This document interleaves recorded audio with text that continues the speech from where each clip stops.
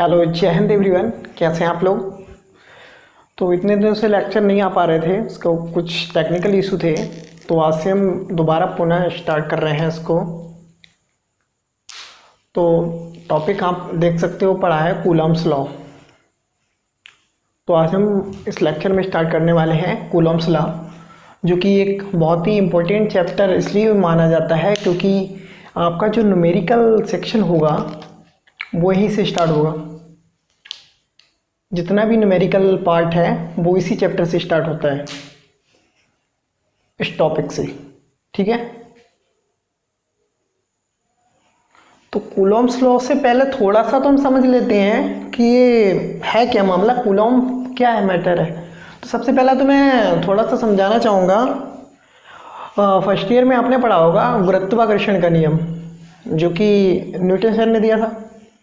तो वो क्या था, इसमें क्या था, m1 m2 जी क्या थे तुम्हारे द्रव्यमान और इनके बीच की दूरी r। ठीक है, तो किसने दिया था, गुरुत्वाकर्षण का नियम, ग्रेविटेशन।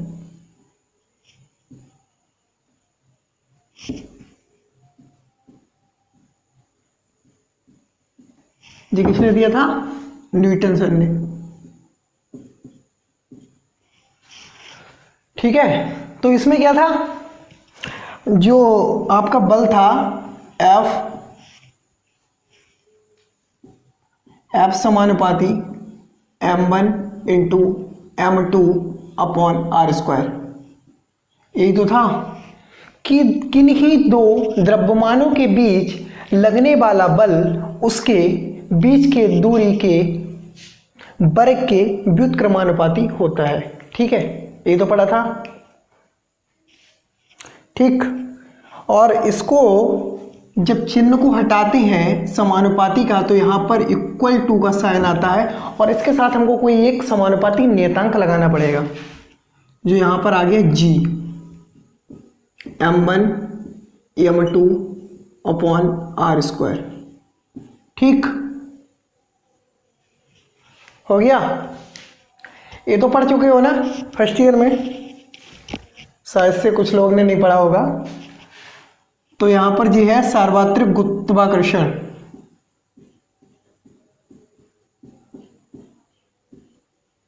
गुरुत्वाकर्षण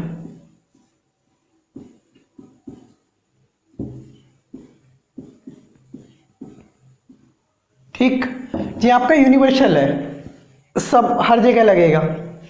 और जो हमारा कूलॉम लॉ है, कूलाम का नियम,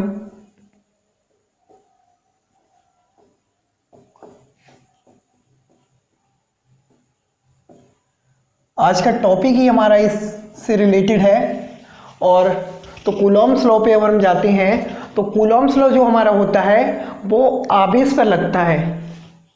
तो आवेश Q से आवेश शो करते हैं, Q2 Q1। ठीक, इसके भी बीच की दूरी r होती है। बिल्कुल सेम इसी प्रोसेस से ये भी होता है। ठीक, कूलॉम्स लॉ। ठीक है, तो इसमें क्या होता है, बिल्कुल सेम यही होता है, समानुपाती Q1 into Q2 upon r²।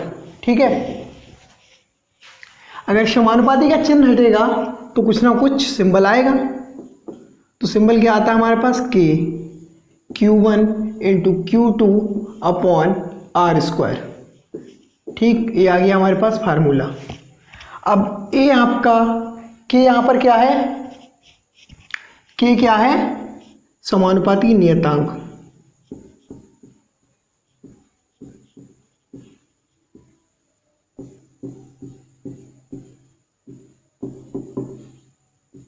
इस k की जो वैल्यू होती है वो होती है 1/4 पाई एप्सिलॉन नॉट। ठीक है, इस k की वैल्यू ये होती है। मैं जल्दी जल्दी में क्या बोल गया, इससे आप लोग कंफ्यूज हो रहे होगे।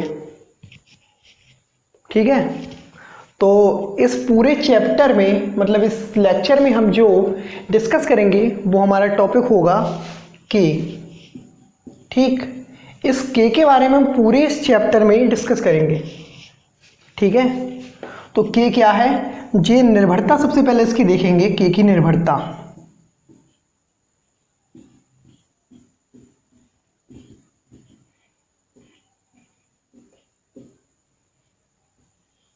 तो के की निर्भरता किस पर डिपेंड करेगी, इस चीज को हम पहले देख लेंगे। तो सबसे पहले इसकी निर्भरता डिपेंड करेगी मात्रक पर। अभी केवल थोड़ा समझ लो, इसके बाद मैं पूरा क्लियर कराता हूँ। तो इसका स्क्रीनशॉट ले लीजिए।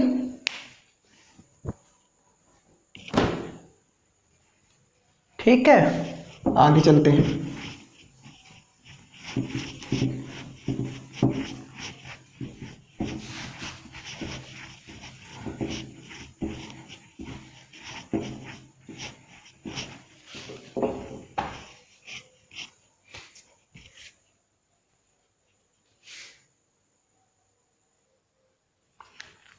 तो हम पूरा कूलम लॉ का फॉर्मूला देखेंगे। के की वैल्यू अभी हमने आपको बताई थी 1/4 पाई एप्सिलॉन नॉट। ठीक है, 1/4 पाई एप्सिलॉन नॉट। तो यहाँ पर के का पूरा मान रखेंगे 1/4 pi epsilon naught into Q1 Q2 upon r square. ठीक है, तो आपकी जो एप्सिलॉन नॉट की वैल्यू होती है वो होती है 8 into 85 into 10 to the power 12।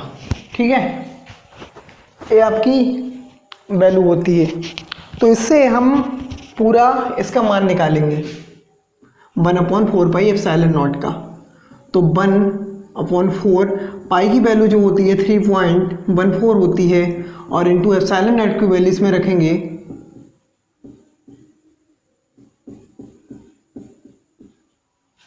तो इसको जब सॉल्व करेंगे हम, तो कुछ ये आएगा। ठीक है, तो ऐसा ही ये हो गया आपका एफ का के का मान। ठीक है, किसमें, एसआई यूनिट में।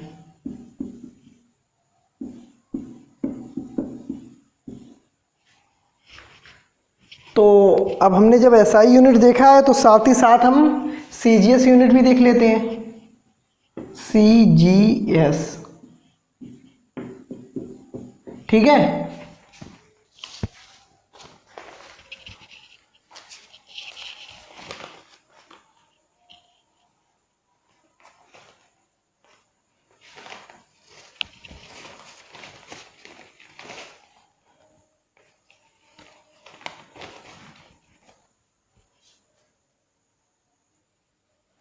तो के का मान देखेंगे हम, एफ इक्वल टू के Q1 into Q2 upon r square.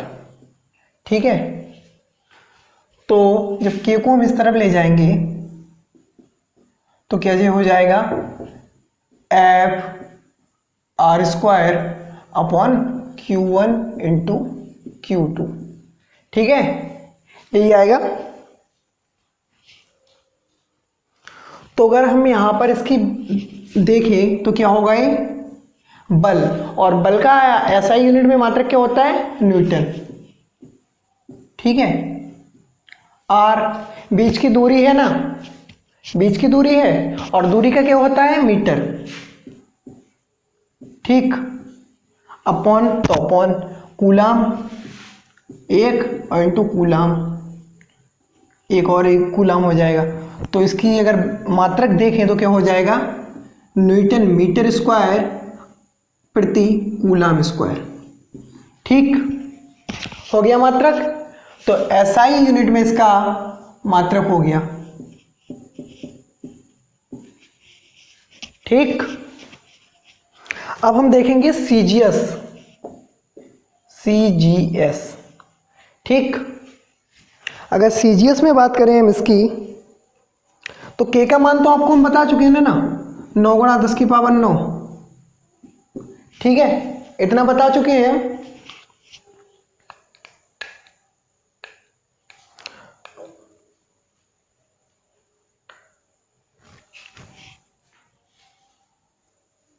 और क्या होता है यहाँ पर, न्यूटन मीटर स्क्वायर। तो एक न्यूटन में कितना होता है, 10 की पावर 5 डाइन, ठीक। और मीटर में क्या होता है, एक मीटर में 100 यानी कि 10 की पावर 2, ठीक है।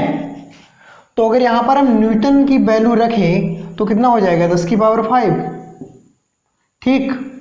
मीटर 10 की पावर 2, ठीक, 10 की पावर 2, और यहाँ पर एक पावर और है तो उसकी पावर भी, अपॉन में कूलाम,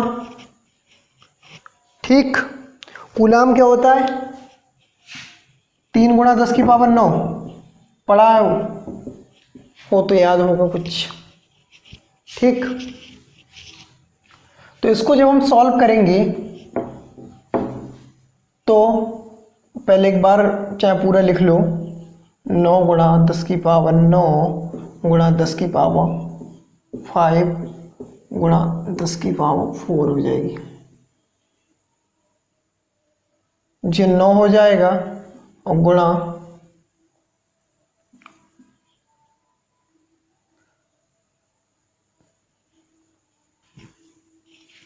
यहाँ पर जब पूरा सॉल्व करेंगे आप तो ये सब एक दूसरे से कट जाएंगे,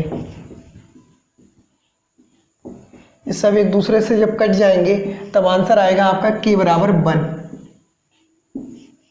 ठीक। तो यहाँ पर आपका k बराबर आ जाएगा 1, ठीक। CGS पद्धति में आपका मात्रक k का 1 होता है, ये सारे लोग आपको केवल लिखाते हैं, ठीक। तो इसके आगे चलते हैं।